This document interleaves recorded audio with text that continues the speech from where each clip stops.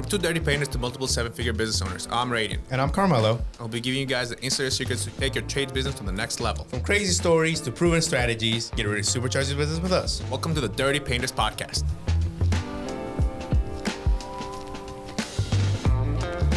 All right, guys. So in today's episode, we're going to talk about the 2 days I spent in Vegas last week with Alex Hormozi and his team. We're going to be diving into Redion's biggest takeaways after spending 2 days in a room with him. Let's get right into it. What was your main takeaway? So the biggest, not takeaway, but eye-opener to me was just being in a room with high-level entrepreneurs and obviously seeing the Hormozi team. It was like, no matter how good you think you're doing, and we're doing pretty decent for ourselves, there's always somebody out there doing much better than you are.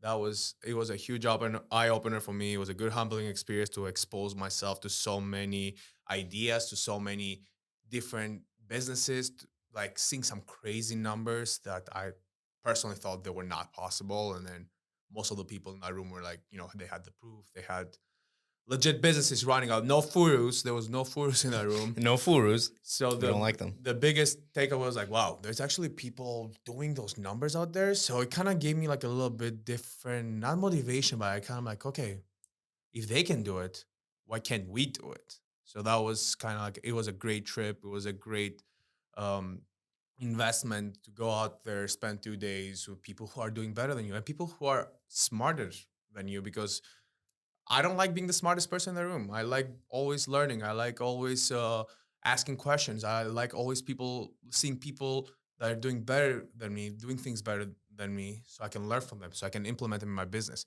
There was obviously no other painting businesses up there, but like the principles and everything, they can translate in what we do. A good quote that everybody was asking them, were like, hey, how do I do this? How do I do that? They're like, all the time, the answer, just do more. Whatever you're doing right now, do more. 2x it, 3x it, 10x it, and then see what breaks. See what results you get by doing more. And then just came back with a different mindset now. Just like, we're going to go balls to the wall, just fucking go crazy. Start doing more. Start spending more money in marketing. Start spending, creating more content, creating more valuable information for our customers, painting customers, for our consulting customers, creating better systems, which I thought we really had good systems. We don't? I really thought we had really good systems. Like from painters, yes, but compared to other businesses, the way they operate, especially hiring and recruiting and creating talent, even sales, I thought our sales process was flawless. And then we dissected it there. We went through my sales process, and then they gave me really good key indicators of how we can make our process way better. And just like the whole organization, the way things are run, it's just I'm like, okay, we have to go back to the drawing board if we want to get to the level that we are aspiring to get. What we're doing, it's good enough. It's an industry standard that everybody aspires to, but it's not the industry standard for me, at least, anymore. That's why today's episode is kind of me giving a little rant because Karmelo was traveling in Europe, so he didn't get to come to Vegas with me. So instead of us staying at home and me giving him the rundown, we'll just do it now so our audience can see and maybe get some good takeaways and some good points. By the doing more thing, I really liked it. And especially since increasing your output, you might be doing, let's say you're increasing your output on doing the right stuff or the wrong stuff. It gives you a good idea of running those tests and seeing, okay, for me to scale my business, I got to do more of this. Yes. So if your business isn't growing at the pace you wanted it to or you were expecting it to, then you're putting your effort into the wrong stuff. Exactly. So that's like the quote that I sent you. They said, if you 10x what you're doing right now, what breaks first? So for example, me right now, I came back, I'm like, I'm going to 10x my marketing budget and I'm going to see what breaks first.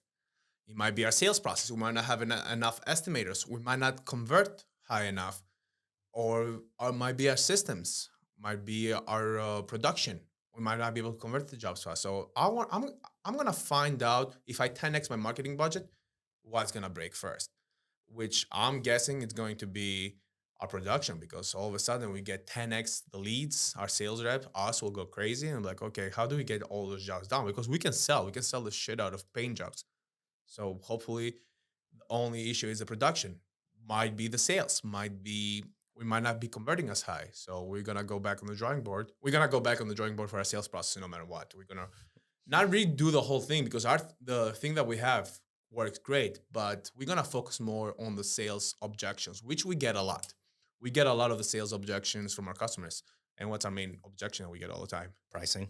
Price is too high. So we're gonna create a nice little program for our sales reps, and once we back test it, then we're gonna put it out there for you guys to see, so to be able to handle the your price is too high objection.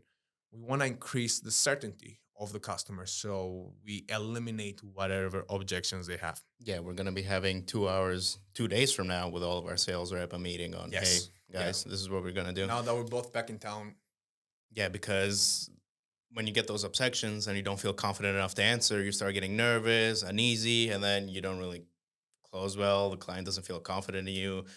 you the trust is starting to, get yeah, lost. yeah, the certainty drops. Yeah. What I noticed from dealing with for 2 days with high skilled salespeople, it's repetition. Those like some of those sales reps, and I know they were not like you could tell by the way you were asking questions to everybody. They were all answering questions the same way, and then the reason for that is repetition. They were practicing their sales scripts 500 times a day. That just blew my mind. I was like, wow. We do it one time with that sales rep, like, oh yeah, you're good to go. Go sell some jobs. And I was like, okay, that has to change. If we want our sales reps to increase that certainty, even us to handle objections, to have that confidence to go into sales, we just have to increase the repetition. We just have to practice the scripts way more. Number one question that everybody was asking there, since we went to a workshop with like social media gurus. The guy has literally taken over the social media world. Any platform, he's top for business. They were asking like, how do I increase my engagement? How do I get more likes? How do I get more views? How do I increase, my what do you call it, my cloud?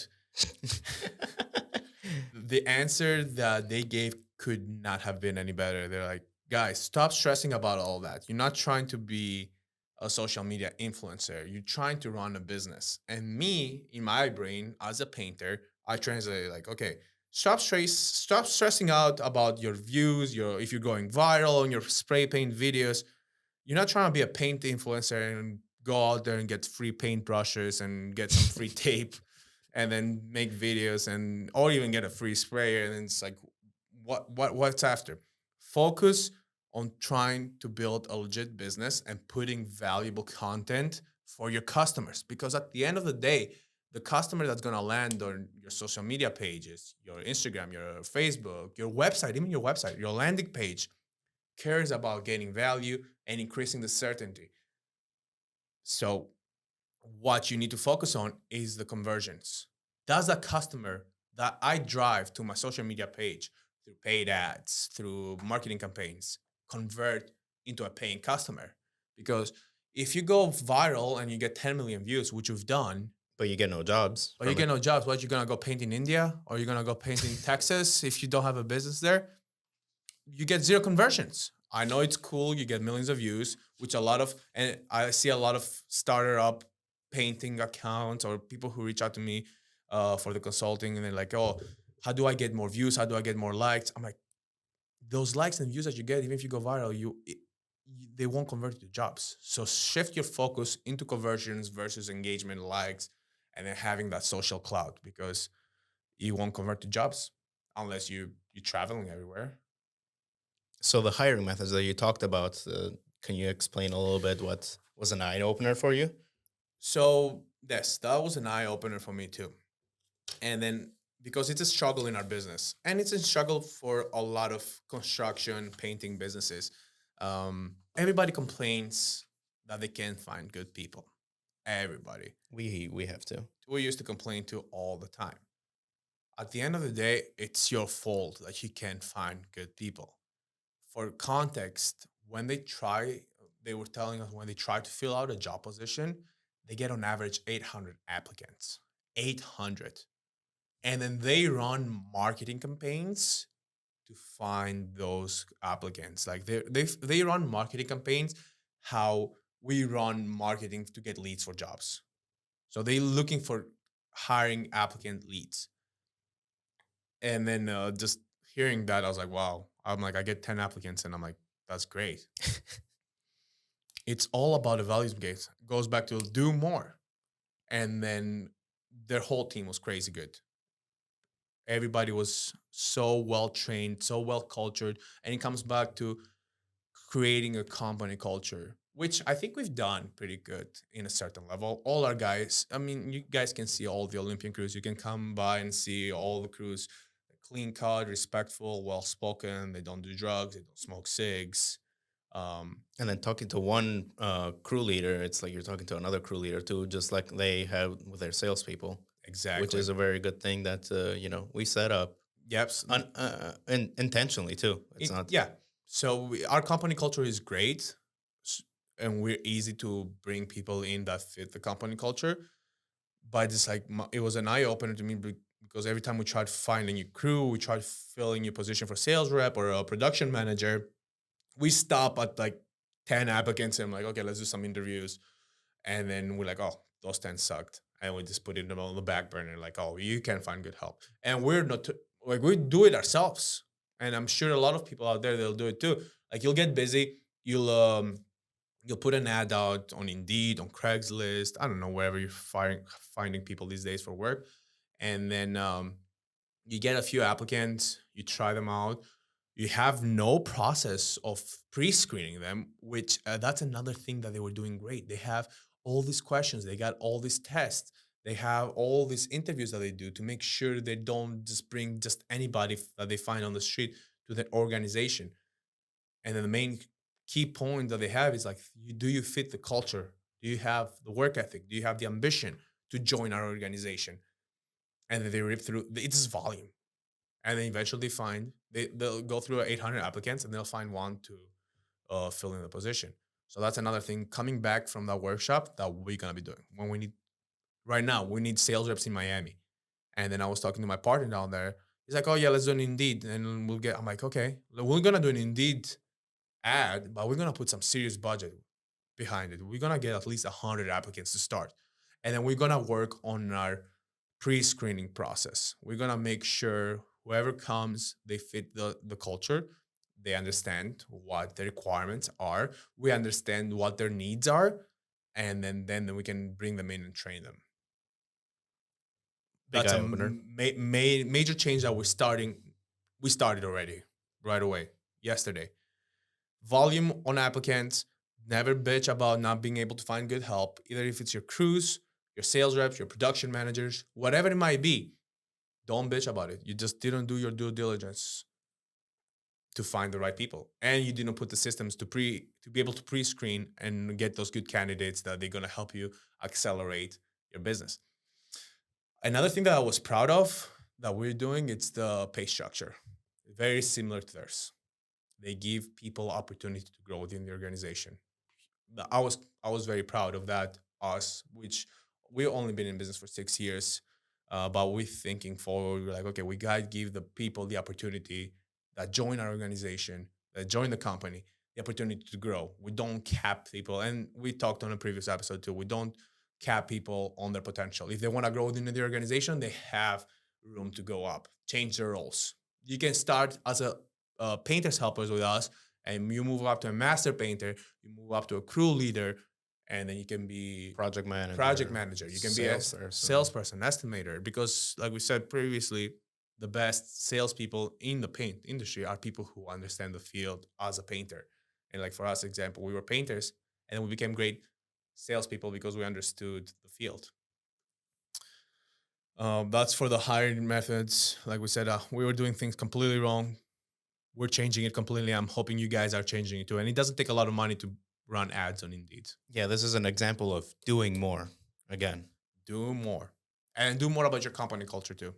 Focus on building a company culture, because if you're listening to this podcast, I'm hoping that you guys are trying to build a great business that's going to be for the long run.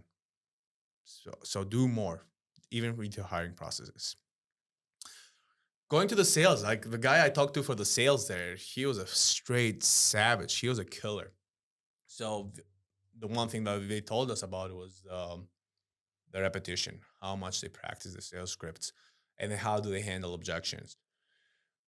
So back to the drawing board here. We're gonna go through. I'm gonna build a list of all the objections that we get, all the reps. They're gonna give me the main objections that they get, and then we're gonna sit down and we're gonna figure out how do we handle those objections. How do we increase certainty to our customer? One a great technique that I picked up on it. It's called looping. That was one of my favorite parts that stuck out to me. It's a new concept that got introduced to me. It's from Jordan Belfort, The Wolf of Wall Street. I'm sure a lot of you guys know him. Yeah, the Straight Line System book. I've actually read that book a long time ago, but I don't know how I didn't pick up on this. So looping. What is looping? To return to a particular part of the presentation to emphasize reasons why the prospect should love the product, the salesperson, or the company. So usually, for example, how I understood it, and then how they explained it to me is the let's say the homeowner. He's be like, "Oh, Carmelo, I love everything you told me. I love everything you presented. Your product sounds great. Your company sounds great. Your personal guarantee sound great, but you're too expensive. Like triple your price." And us, we usually when they say that, we're like, "Oh, thank you for reaching out. I wish we could work out with you and all of that." We don't. We're not really good at handling objections. We get such volume of leads, and we're always busy, which we don't really focus on handling objections. But we're gonna go to we have a few bullet points, but by handling objections and not burning those leads, which we usually just burn them and we don't sit there and try to convince them that we're worth it, it can increase our customer acquisition. It can decrease our customer acquisition cost, which is something another thing that they talked about. So customer acquisition cost, what it is. Can you give it in like simple words? What do you understand when I say customer acquisition cost? How much it costs for you to get a client? So basically, you include your ad spend, the time you spent to, go there, all that stuff. You bundle up and you add it all up. Then you divide by how many customers you had, let's say this month as a reference. And then boom, that's your dollar amount on how much it costs you to get this project and this project and this project. Yeah. So let's It's an say average. you spend $10,000 on marketing, and you got from those marketing outlets channels, you got 30 customers, or I don't know, we'll use 30 for easy math. Carmelo will do the math because I'm not really good without a calculator. Um, so what's your cost per your customer acquisition cost $333 and 33 and some change? So that's your cost to acquire that customer for the month from your ad spend. And they really focus on ways how you can decrease that cost, which us depends. We have very high ticket jobs. We like when we sell $100,000 job, we can't really focus on that. But for the lower ticket jobs, let's say small interiors, small exteriors, cabinet jobs, we're gonna start tracking. So we're creating a whole new KPI, which is gonna track the average size job, anything under $15,000, and we're gonna track the price that it costs us to acquire the customer from our marketing channels for the month. And we're gonna figure out how we're going to drop that cost for the lower ticket jobs. And then a lot of you guys are starting out. It's a great way because not a lot of you selling six-figure jobs like it's everyday thing out there. Most of you have a low average ticket. So we're gonna tell you guys the ways that we think, and not we think that we're gonna start trying out to drop that customer acquisition cost. So number one, we're gonna change our ad creatives. Going back to the principle of doing more. I usually run 5 to 6 ad creatives a month. They perform well. Now I'm gonna run 20 a month. I want to see if I can make my creatives better. I want to see if I can get more engagement. I want to see if I can get my cost per click lower. Test new things. I'm starting there because my specialty is the marketing. So I'm starting there. And then the messaging ads, I want to see if I can make them better. I want to see if my marketing channels, different marketing channels, can outperform each other. Because you can rely, that's another thing that we don't do that, but they really stressed out is do not rely in one marketing channel. Always make sure you have different marketing channels that keep feeding the business new work, new leads, new customers. Um, so I'm about to start testing out new marketing channels. Let's say Meta goes out of business. Zuckerberg one day decides to turn the switch off. You have to be prepared. I'm just thinking forward. I know we're gonna be fine, you know, with our referral network and all that, the big commercial project. But I'm like, okay, now let me try some new outlets. Let me try some new marketing channels. Maybe some lower budget marketing channels that they can produce results that we can teach starter up smaller businesses. Hey, with $500 a month, you can get results. And then the targeting. I'm gonna start testing out new audiences. I'm gonna start testing out new ways to run the marketing campaigns, test out new creatives, test out new methods of marketing, and then completely we're adding at least three new channels in our marketing right now as we speak. We're not gonna make anything public yet and put it out Until we test it out. until we test it. Like we said, we test with our own money before we put it out there. We're looking for guaranteed results. And then even people who work with us in the marketing side as an agency and as a consultant, every method that we use, we test it out with our own money in our own businesses before we start teaching you guys. Like we said, we're not food, so we gotta make sure things work before we show you guys because we want everybody to get results. Um, and then the lead magnets. That's another thing that we're gonna start working on. We're gonna start creating lead magnets for every single service that we offer: interior services, exterior services, cabinet, anything that we sell to our customers. We're gonna create massive, massive, valuable lead magnets to increase the certainty of our customers, to see if we can get that customer acquisition cost lower on the smaller tickets. For the people that don't know what a lead magnet is, can you put it into simple terms for them? So let's say Carmelo sees my ad, and Carmelo is like, okay, this is a cool company. He's looking for exterior painting.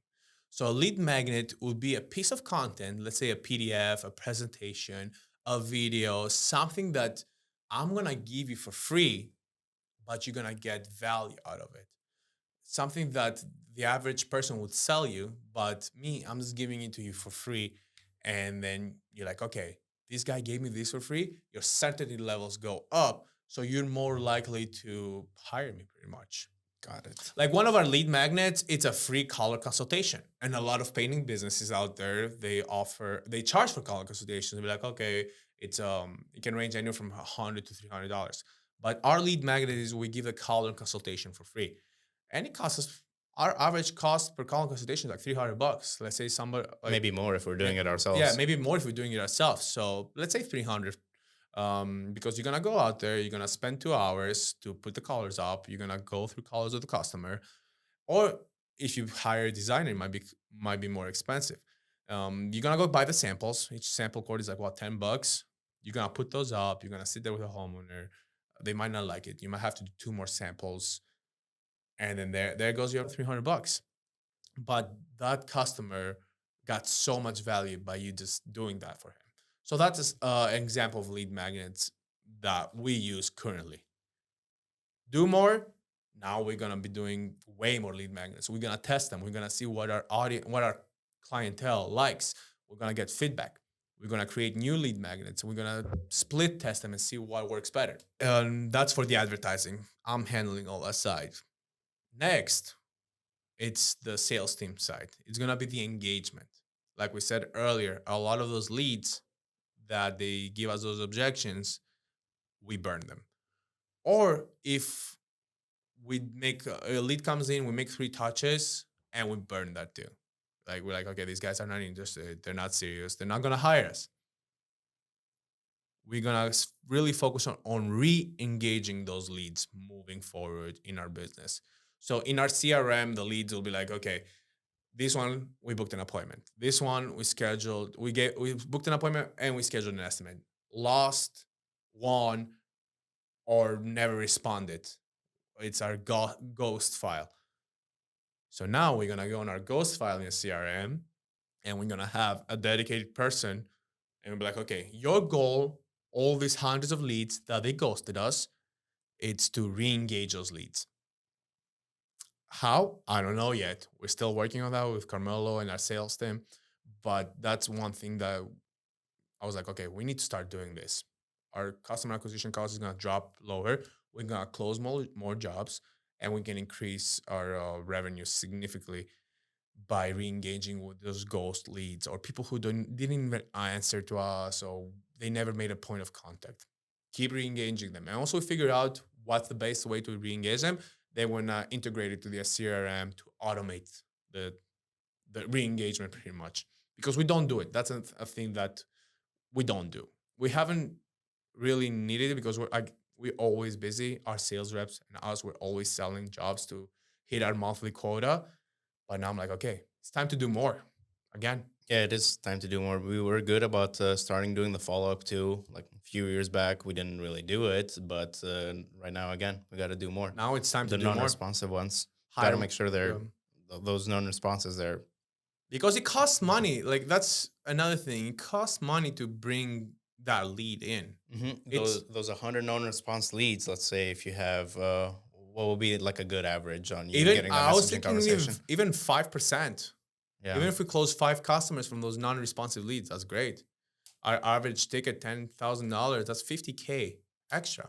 yeah, and if that lead costed you $5, let's say $5 times hundreds, that's Or if your customer acquisition cost is too high, that 5 people that you engaged, it's gonna make a difference. gonna bring it down It's significantly. gonna make a big difference. So that's one thing that we're gonna start doing now. All those ghost leads, and then I would highly suggest you guys to do the same. Even if you don't have a CRM system, just track them on your spreadsheet. Just okay, these guys they never answered me. They never did anything for me. They never like replied. They never answered my Instagram DM. They never answered my voicemail, my text, whatever. Re-engage with them. Find a way, and we're gonna come. It'll take us a couple months to come out with a perfect system, and we'll put it out there. But be creative, and if you have a good way that you think we can be re-engaging, or just send it our way. Send us a DM, and we'll split test it. And then qualifying, showing next. That's for the engaging. Everything else, I think we're doing pretty good with like the website retargeting, and then the ads retargeting. Qualifying, that's another thing that we don't do. Pre-qualifying those leads really well. So so the lead comes in, it shows up. We don't add friction on our pre-qualification system. Then I think if we start adding friction and make it harder for the customers to go through the loopholes, for example, adding a second form on our landing page to ask more information, what do you think happens when you do that? You get more engaged customers, which increases the quality of the lead, which we haven't been doing. We just the lead comes in through one form, through one landing page, and then we spend. We have to ask them the Yeah, you questions ask them that the the questions. next form will probably answer for us Yes. already. And a lot of them will go through it because we're trying to book the appointment. A lot of them will go through the pre qualification, the pre screening method that we talk on the 10-step sales process episode. And then we book the appointment. And a lot of times the quality of the lead might not be good. They go through the cracks and all that. So our goal is to add friction on our pre screening system, maybe through a second landing page, which we're going to split test, and then try and increase the quality of the leads. And we're really gonna focus on doing that in our Miami location because Miami is our biggest market. It's fucking the amount of leads that we get down there. It's insane. It's hectic. So we're gonna implement a second landing page or a form that's gonna require the customer to be more engaged and show more interest before they reach out. Yeah, that will qualify the leads better because I feel like I've noticed sometimes when the lead comes in and then I start asking the client the questions, sometimes it takes too long for them to respond. Might get lost in the conversations, and then you do a follow up, and it just get lost in translation. So if they get more engaged immediately with that second form, you already have all that information at hand. Then you can start looking at dates and times for you to schedule that appointment and cutting down 100%. the conversation time. Yep. So So that's that's a really good idea. that's what's happening next. We're adding a lot of new things. You're always adapting and learning more. So that's for the qualifications. Then next, closing. We have the scripting, we have the training schedule, we have the training style, team incentives. Those are things that we're really gonna go back in the drawing board. We're gonna spend the next weeks going back in the office, no days off, and we're gonna figure out how we can work on all those things. We're gonna really look at our script. We're gonna like we said, we're gonna work on the objections. We're gonna create a whole cheat sheet of the sales objection that we get, and we're gonna work on our script again, on our phone script, on our in-person script, on our virtual selling scripts. We're gonna look at everything, and we're gonna track by making changes what percentages we're increasing. Is it better if we do it this way? Is it better if we change something? Is it better if we tweak? And then after we come up with the script, we're gonna create. We don't really have training schedules right now for our sales rep, which again, it's a major mistake. We train them one time and we just let them go out there and roam, and they get results. Obviously, our reps make good money, but what if they can do more? What if they can increase their closing ratio? What if they can sell higher? What if they can sell higher ticket jobs? So those are some questions that we need to answer immediately. But that's what's gonna help though get those questions answered is the training schedule. And we're gonna spend more time. We're gonna get a direction of, hey guys, we're gonna start treating this like a school. We're gonna start treating the sales operation. Right now, me and Carmelo are running the sales operation, training, and all that. But our immediate goal is to have to have a sales director that's going to be spending time with the reps, and then their sole focus is to be able to make those reps perform and help them and assist them from for the day to day base. Right now, me and Carmelo do it. They'll ask us questions. We'll be on our phones like, "Oh, is this right? Is that?" So our goal is to find somebody that's their sole focus is gonna be assisting the sales directors and making sure the training schedules stay up to date. Because, for example, like I talked to this one guy, and like those people, they repeat their scripts like 500 times a day. Like it still blows my mind thinking about it.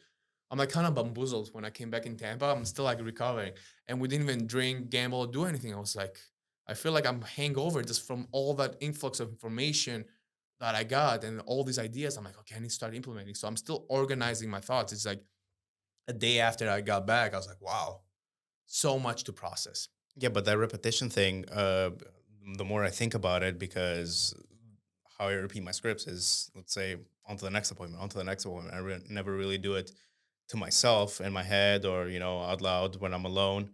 And that really helps because sometimes when I go to a sales appointment, I'll say, oh, afterwards, when I give myself feedback, I forgot to say this. Could have said this. You're so right. I did that actually the other day. I didn't say this. Who knows? Maybe if I said that, I could have gotten the close. Or there's a million things, but that repetition, you'll make sure you get all of those across to your client. Yep. And you fine tweak it. You're like, okay, what are the main points I'm usually missing? What do I usually forget? What do I usually skip? Because even us, like we wrote those scripts, and a lot of times I'll skip a lot of things.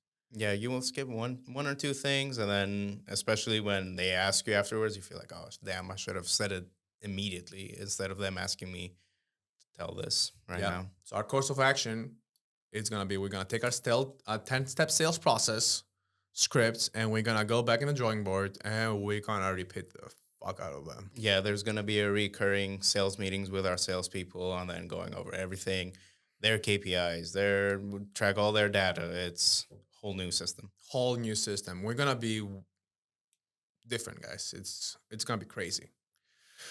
And the training style. We have to change our training style too. Like we said, we have to spend more time with our reps. We have to spend more time on the scripts. And then the team incentives. Our team incentives are great. Again, that's one thing that I'm really proud of. Our pay structure, our team incentives. Everybody, the more you put in, the more you get out of it. Like our system rewards hustlers and killers. It Not many painting companies out there do this.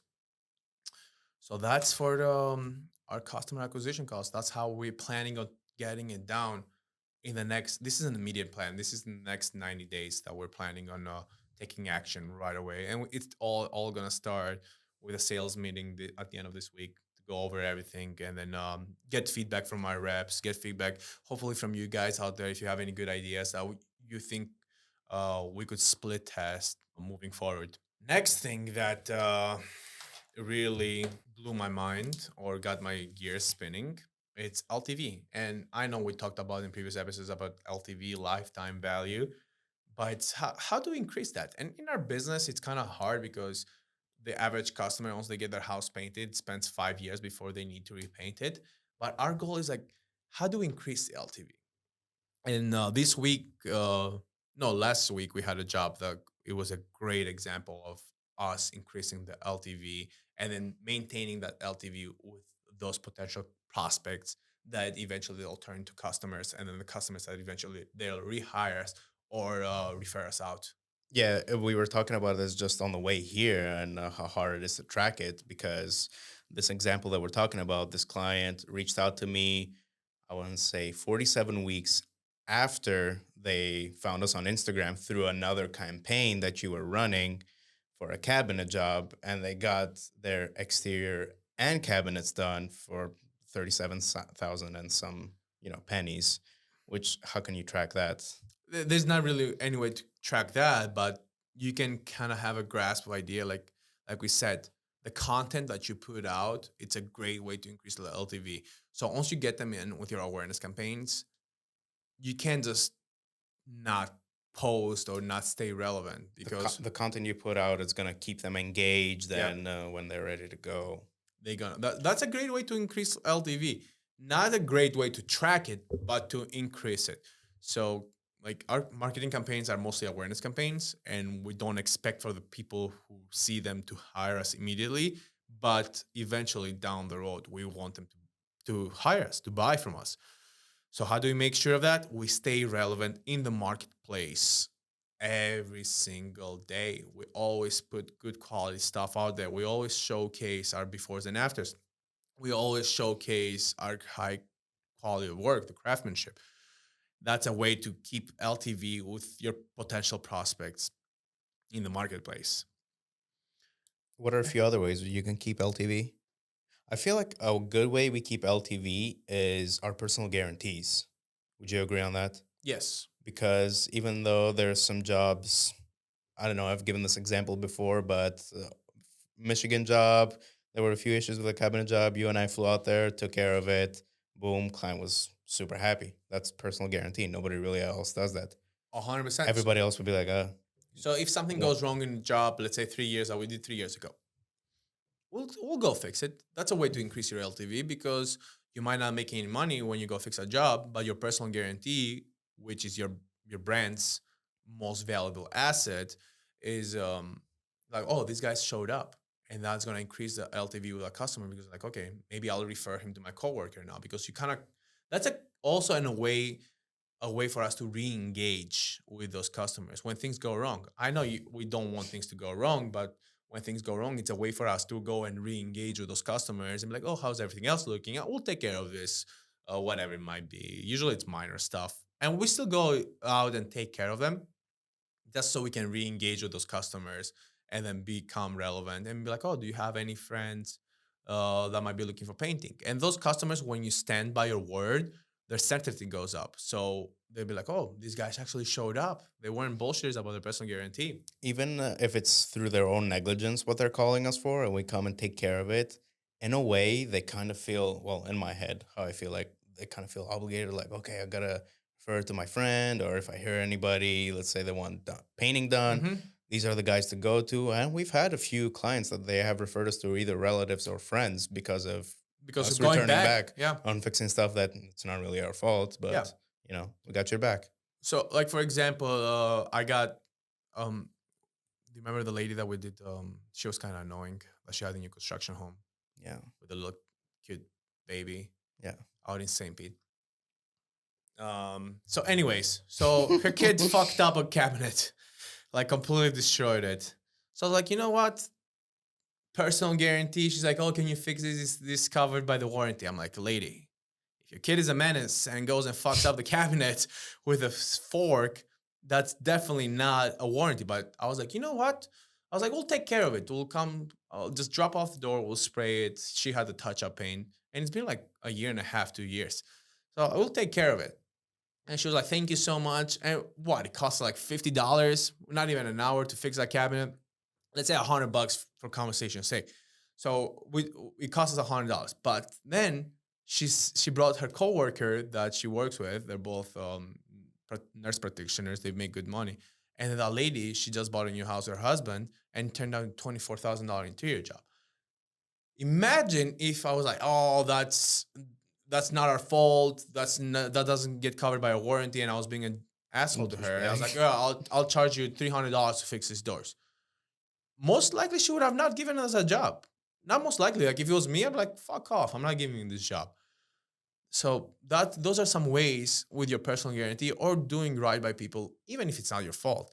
that can lead to other outlets. So that's another way that you can increase LTV. Don't try and like make a few $100 or a couple bucks there. Just think of a long term. Think 5 moves ahead, 10 moves ahead. Think 2 years down the road. Don't think just like try and make a quick buck right now. And then another way to increase your LTV that I put down here is make your product more efficient, make your product faster, crank them out way faster, better, more efficient, and try. Like in painting, it's kind of hard, especially if you're high-end painter. But try and decrease your cost by making your product more efficient and delivering it faster, which we did with cabinets. We figured out ways to make our product cheaper. We compete with the market, but how do we make money and how do we sell at 50% to 100% profit margin? Is by converting the jobs way faster. There's not many painters out there that can turn around kitchen cabinets with a 5-year warranty in 2 to 3 days for a white collar. On like people are amazed. Like I didn't think ourselves could do it I, 3 years ago, 3, 4 years ago. Yeah. but that's another way to increase LTV. Just go on the drawing board and then figure out how you can increase the quality of the product, increase efficiency, increase delivery while you can decrease cost. That's a great way. And we've done it with cabinets. With high-end interiors and all that, it's kind of harder, but now we're trying to figure it out with exteriors. We try and compete with the market to increase the exteriors volume, especially for our new locations, to figure out how we can get the exteriors faster, offer a bigger warranty, and give the customer good results, professional guarantees, and charge less. Or not charge less, but compete with the market because the exterior market is very competitive. Everywhere we go, it just if I see people charging $1.50 square foot. So we're trying to figure that out now to increase that LTV with the customers. Next, I have written down it's reactivating those customers, like we said. So we did your paint job right now. You paid us. We're done. Your exterior is good. You have a 10-year warranty on it. It's gonna look beautiful. How do I reactivate you? How do I make myself relevant again? We haven't really focused on it. God, we've been blessed by God. Like we've been busy. Our marketing is working great. But going back to the doing more. So how can we reactivate our current clientele to not only see if they have any other projects, but to see if Their inner circle is their inner looking. circle, their network. We're trying to figure out incentives that we can reactivate our current clientele list, which is pretty big, to get more working, get more leads in without having to spend a lot of money on marketing. And then the jobs that you get from you reactivating your current customers, they're gonna be they're gonna have a higher chance of closing. Oh, that's the LTV. And then upsells. That's another one that I wrote here. Upsells, I'm not meaning like trying to scam them for more money, meaning if they painted your if you did let's say I did Carmelo's cabinets and then Carmelo in a year, I'm like, okay, how can I reactivate Carmelo and see if he needs his exterior painted? Do I send you a gift card, or do I send you a mailer, or do I send you an email? Or do I send you a text?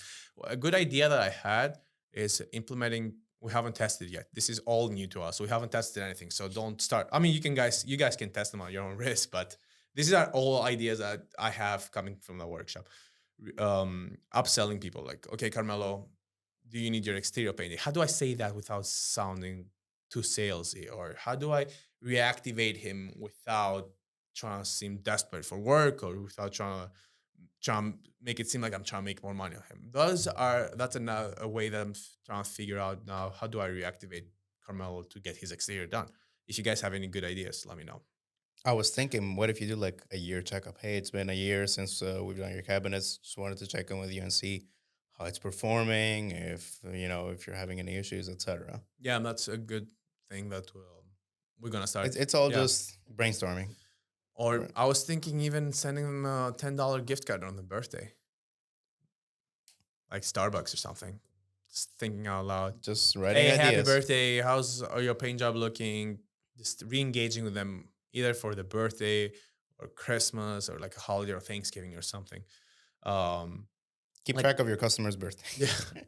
I want to start asking them and see how if they're gonna feel weirded out and kind of like a loyalty program. That's one of the retaining techniques that they talked about. They talked about continuity, check-ins, product updates, which Carmelo just talked right now, and then kind of like a loyalty program. And that's some of the ways that they win back the customers. So like, hey, if you refer us, we do this, we do that. So we try to figure out how we can retain and reactivate our current clientele list. I had a guy ask me, why are you going there? I thought your business was doing good. I'm like, guys, just because my business is doing good, I'm not gonna stay stagnant. There's always ways for my business to do better. I'm not perfect. My brother is not perfect. We do a lot of things the wrong way, which It yeah, was evident at this. yeah, We're already back on the drawing board, and you're back. What is it? It's one day since you're back, and we're already exactly. starting implementing these ideas and methods with the training that we're going to be doing at the end of this week, the hiring methods that we're going to The start sales script. implementing. Yeah. So And then if you guys are starting out, just find people who are already doing this. Like even us, we're running businesses at a very high scale right now, and we're doing good. And we're still going to the people that are doing better, like Hormozi, which does way better than us. And we're trying to learn from him. We're trying to see how he does things. We're trying to figure out what we can not steal, but what we can learn from him so we can implement it in our business. Our businesses are completely different. We were the only painting business there, but the principles are the same. So we're trying to figure out how we can take those principles and implement them in our business and make them profitable. And then also we back test them and split test them. We can give them to you guys. Always try and learn more from people that are doing better than you. I think that's very important to write down and then live by it. before we wrap this up, because I just remember the question I wanted to ask you when we talked about looping and you explained it. Can you give us an example of it? So let's say you're selling me, you're trying to Oh, get my okay. cabinet job. I You're have a trying to good get one. my cabinets painted. So So we're gonna pretend Carmelo is a Mrs. Homeowner. Mrs. Homeowner. All right, Mrs. Homeowner.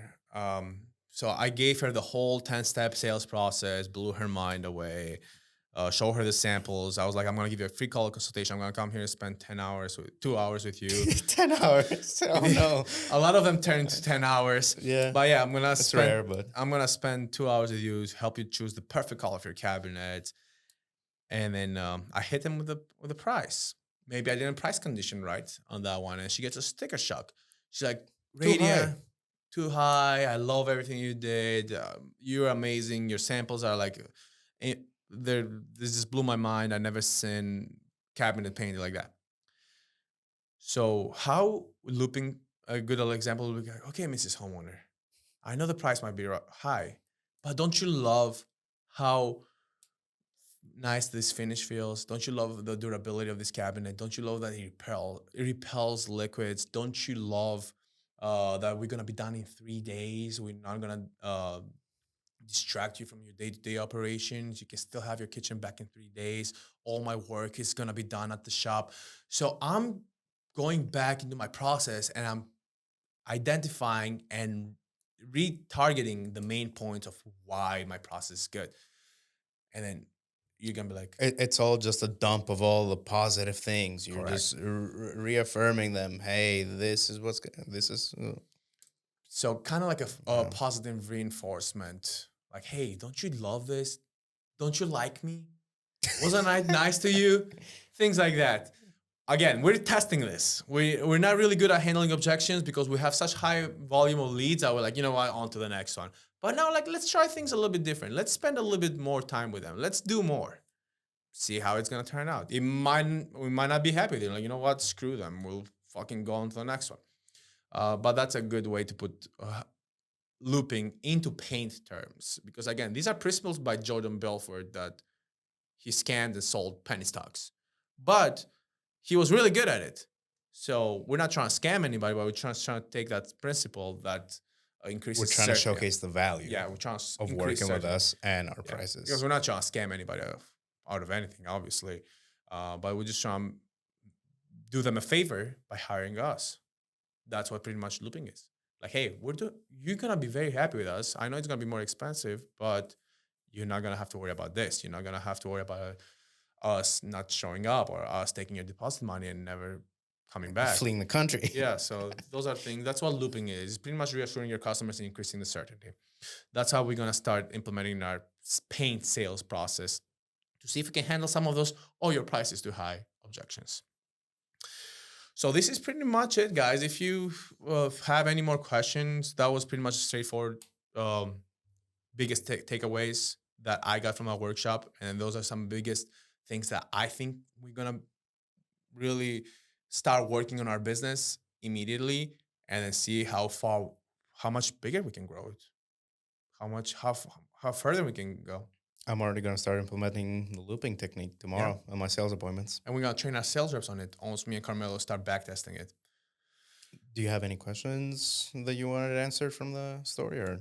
I was Italy. Okay. You look like you gained like 5 pounds. You got new glasses. I Yeah. don't know if everybody's noticed. You got new glasses. So yeah, A lot of changes. questions. Now time to go back to the drawing board and start bringing you guys more value on the next episodes. The next episodes are gonna get crazy. We got together with our production team with Victoria and Gunter, and it's gonna try and crank out some fire content. And then also it's gonna be more from our day to day, because we're going back on the drawing board, back on the day to day, figuring out how we can make the system better. So this will wrap up this episode of the Dirty Painters podcast. Be sure to follow our business on Instagram at Olympia Painting, and also our personal pages, Olympian_Redion, Olympian_Karmelo, and also the Dirty Painters podcast for more content. Guys, if you like this episode, be sure to share with a fellow painter or trading. Until next time, this is Redion, And I'm Carmelo. signing off from the Dirty Painters podcast. Thank you, guys. Take care.